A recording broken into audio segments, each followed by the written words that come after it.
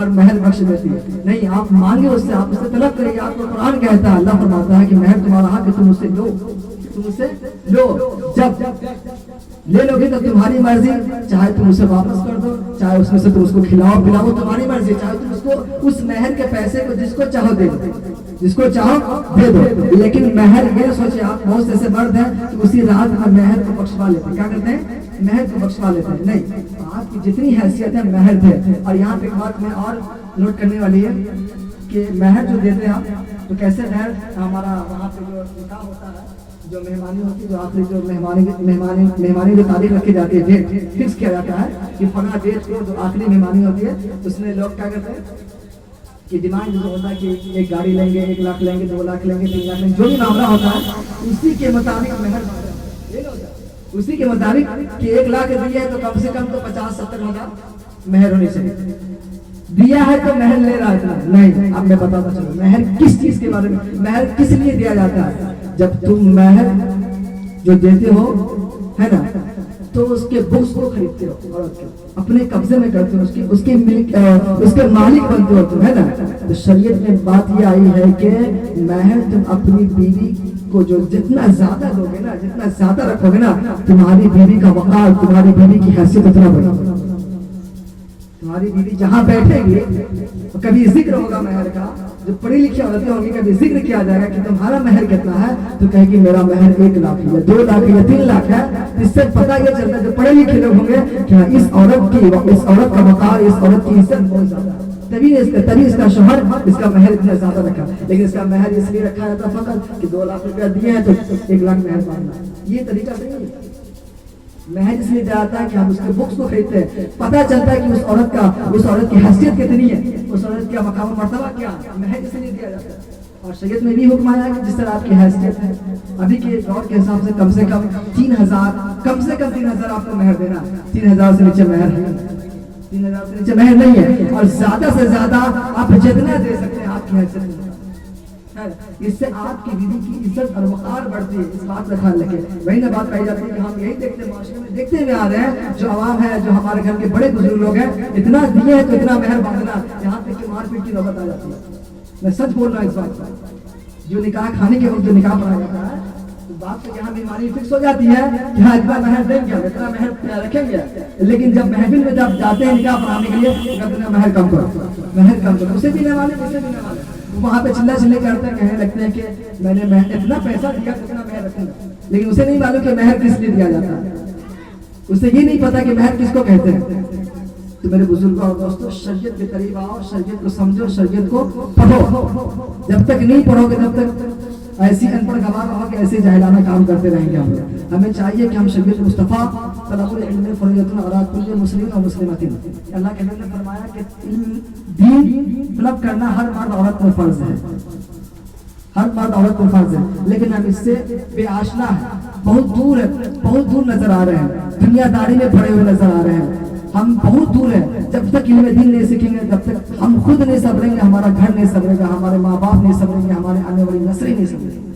اس بات کا تمہیں سوچنا ہے. نہیں پڑھے ہو چلو عمر گزر گئی، لیکن کم سے کم علماء کی بارگاہ میں جاؤ. آپ کے گاؤں میں حفاظ کرام ہے، علماء کرام ہے جو پڑھے لکھے، ان سے مسئلہ مسائل کو دریافت کرو. ضروری نہیں کہ آپ مدرسے میں جا کے طالب علم بنے، علم حاصل کریں. ارے ایسے بزرگ گزرے ہیں اپنے وقت کے جو لکھ کے مسئلہ پوچھ کے عالم دین سے لکھ کے بہت بڑے ججت عالم بنے. اور سے پوچھا گیا کہ آپ اتنا مسائل کہاں سے جانتے ہیں؟ آپ نے تو کبھی مدرسہ گئے ہی نہیں، آپ نے تو کوئی کتاب پڑھا ہی نہیں، آپ اتنے مسائل کہاں سے حل کر رہے ہیں؟ انہوں نے کہا ہم نے علماء سے پوچھ کے اس مسائل کو پوچھ کر کے اپنے کوفے میں درج کرتے گئے اور اتنے بڑے عالم. اس میں شرم آتی نہیں، علم کے بارے میں کبھی شرم نہیں. آپ سے جو چھوٹے ہیں اس سے بھی علم کے دریافت کریں کہ بابو مجھے یہ مسئلہ بتاؤ، مجھے نہیں معلوم ہے اس کے بارے میں کیا شریعت کہتی ہے. اسے پوچھیں اور اس کو نقش کریں اپنے دلوں میں، دماغ میں. نہیں دماغ میں نقش ہوا تو اپنی کاپی میں اپنی ڈائری میں لکھ کر رکھا کریں، تاکہ کل آپ کے بچے بھی پڑھیں ڈائری اٹھائیں تو کیا لکھا. یہ چیز ہم نہیں کرتے ہیں. اللہ کے نبی نے فرمایا کہ علم دین کو لکھ کر قید کرو، علم دین کو لکھ کر قید کرو. ہمارا ذہن اس طرح نہیں ہے کہ جو ہم ہمیشہ رکھے رہتے ہیں اپنے ذہن میں اندر علم ہے کوئی باتوں کو. تو اللہ کے نبی نے فرمایا علم دین کو لکھ کر اپنے کاپی میں قید کرو. تو ہمیں ضروری سب سے پہلے کوئی چیز ہے وہ علم دین ہے. علم دین ہے. ہم نے ایسے لوگوں دیکھے ہیں جس کو معلوم نہیں کہ ہم کس کی امت ہے، اس کو معلوم نہیں کہ ہم کس کی امت ہے. تو شادی خانے کی محفل میں بتا رہا ہوں، اس کی طرف لا رہا ہوں، اس لیے یہ ضروری ہے. ارے کم سے کم تم نہیں پڑھے ہو تو اپنے بچوں کو دم زور ڈالو. یہ معلوم نہیں کہ اللہ کے نبی نے فرمایا کہ جو بچہ کیا آپ نے سنا حدیث پاک کی علم دین کا طلب کرنا ہر مرد عورت پر فرض کیا گیا ہے. جب آپ نہیں پڑھے ہو تو کم سے کم بچوں کو پڑھاؤ کہ جب کل قیامت کے دن بچے کھڑے ہوں گے پڑھے لکھے ہوں گے تو آپ بخش دیے جاؤ گے، ہے نا، کیونکہ آپ کی ذمہ داری تھی اس بچے کو پڑھانا. اور جب نہیں پڑھاؤ گے تو بچے سے رب سوال کرے گا کہ تو نے علم دین کیوں نہیں سیکھا؟ تو بچہ اپنے رب کو جواب میں کہے گا کہ میرا باپ نے بتایا ہی نہیں تھا کہ علم دین کیا ہوتا ہے، میرا باپ نے بتایا ہی نہیں تھا علم دین کیا ہوتا ہے. تو رب فرمائے گا فرشتوں سے اس کے باپ کو بھی جہنم میں. پھر اس کے باپ سے پوچھے تو نے علم دین کیوں نہیں سیکھا؟ تو اس کا باپ بھی کہے گا میرے باپ نے مجھے بتایا ہی نہیں تھا علم دین کیا ہوتا ہے، مجھے کبھی مدرسہ بھیجا ہی نہیں تھا. تو پھر اس کے باپ ایسے کرتے کرتے اس کے باپ پورے خاندان کو رب العزت کہے گا سب کو جہنم میں ڈالے گا. یہ سلسلہ بس سلسلہ چلتا رہے گا، آپ نہیں بخشے جاؤ گے.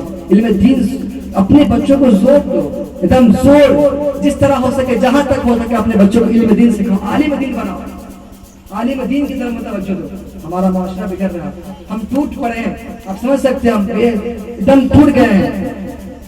جب تک آپ اپنے بچوں کو علم دین سے آشنا نہیں کرو گے نا تو اور بگڑ جاؤ گے اور پورا ستیہ ناش ہو جائے گا. اس بات پر غور کون کرے گا؟ آپ کو خود غور کرنا ہے. زندگی ملی چند دن کے لیے، زندگی گزارنے موج و مستی کرنے کے لیے نہیں ملی. حضور اختر رضا خان شعر و شاعری کے انداز میں فرماتے ہیں، بہت بڑی بات انہوں نے کہی ہے کہ زندگی یہ نہیں ہے کسی کے لیے، زندگی ہے نبی کے لیے. نہ سمجھ مرتے ہیں زندگی کے لیے، جینا مرنا ہے سب کچھ نبی کے لیے. ہم جو تشریف لائے دنیا میں، ہم کیا جو انبیاء کرام حضرت آدم سے لے کر کے حضرت عیسیٰ علیہ السلام تک جتنے انبیاء کرام تشریف لائے دنیا میں، انبیاء کرام کی تعداد مقرر کرنا علامہ صدوق شریعت نے منع فرمایا ہے، لیکن پھر بھی کچھ لوگ کرتے ہیں، 1 لاکھ یا 2 لاکھ بولتے ہیں، یہ بھی بولنا منع ہے.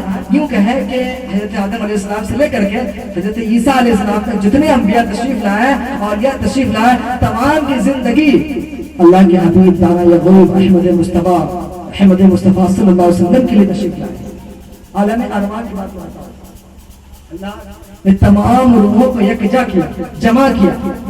انبیاء بھی ہے اس میں، اولیاء بھی ہے اس میں، تمام عام لوگ بھی ہیں. تمام سے رب نے خطاب فرمایا، کیا میں تمہارا رب نہیں ہوں؟ انبیاء کرام کی روحوں نے جواب دیا، ہاں بے شک تمہارا رب ہے، تم میرا خالق و مالک ہے. کیا تم میری عبادت نہیں کرو گے دنیا میں جا کر؟ تب تمام انبیاء کرام کی روحوں نے کہا بے شک میں تیری عبادت کروں گا، تیرے دین کی خدمت کروں گا. پھر اللہ نے فرمایا تمام انبیاء کرام سے کہ ایک میرا محبوب ہے جس کو میں نے پیدا کیا ہے، اگر اس کے تخلیق نہیں کرتا، میں اس کو پیدا نہیں کرتا تو میں دنیا کی کسی چیز کو نہیں بناتا، یہاں تک کہ تمہیں بھی نہیں بناتا. تمہیں یہ مقام و مرتبہ بھی میں نے عطا فرماتا نہیں فرماتا، انبیاء کا مقام مرتبہ بھی تمہیں نہیں عطا فرماتا. کیا تم جاؤ گے تو میرے محبوب کی دین کی خدمت کرو گے، ان کے دین کا تذکرہ کرو گے؟ تمام انبیاء کرام نے کہا بے شک میں کروں گا، تیرے حبیب کے دین کی خدمت کروں گا، اس کی مدد فرماؤں گا. اسی طرح تمام اولیاء کرام سے، اسی طرح تمام عام مسلمین سے بھی سوال کیا گیا. لیکن دنیا میں آنے کے بعد ہم اپنی زندگی میں کھوئے گئے، اپنی مستی میں گم ہے نا. تو زندگی جو ہمیں ملی ہے، ہمیں تو چھوڑیے، نبیوں کو جو زندگی ملی ہے، نبی کی زندگی میں میرے آقا و مولا کے صدقے میں وہ زندگی دی گئی ہے. تمام کے صحیفے اور کتابوں میں حضور کا ذکر آیا ہے، اور تمام لوگ، تمام انبیاء کرام دین اسلام کا ذکر کرتے رہے، پوری زندگی بتاتے رہے کہ ایک آخری پیغمبر آئیں گے جس کا نام محمد اور احمد ہوگا. اگر تم اس کی زندگی میں تم اگر ملو، تم پاؤ، جب اس کے دین پاؤ، اس دین اسلام پاؤ تو اس کا ضرور ایمان لاؤ. تمام انبیاء کرام کی کتابوں میں صحیفے میں یہ ذکر آتے رہے، تماموں نے حضور کا ذکر کیا ہے. لیکن آج ہم حضور کی محبت سے دور بھاگے. ہمیں زندگی جو ملی ہے کس لیے ملی ہے؟ اپنی زندگی کے لیے ملی نہیں. زندگی ہمیں فقط حضور کے عشق کے لیے ملی ہے، عشق میں زندگی بسر کرنے کے لیے ملی ہے. چند دن کی زندگی ہے، تم ختم ہو جاؤ گے، ہم سب فنا ہو جائیں گے.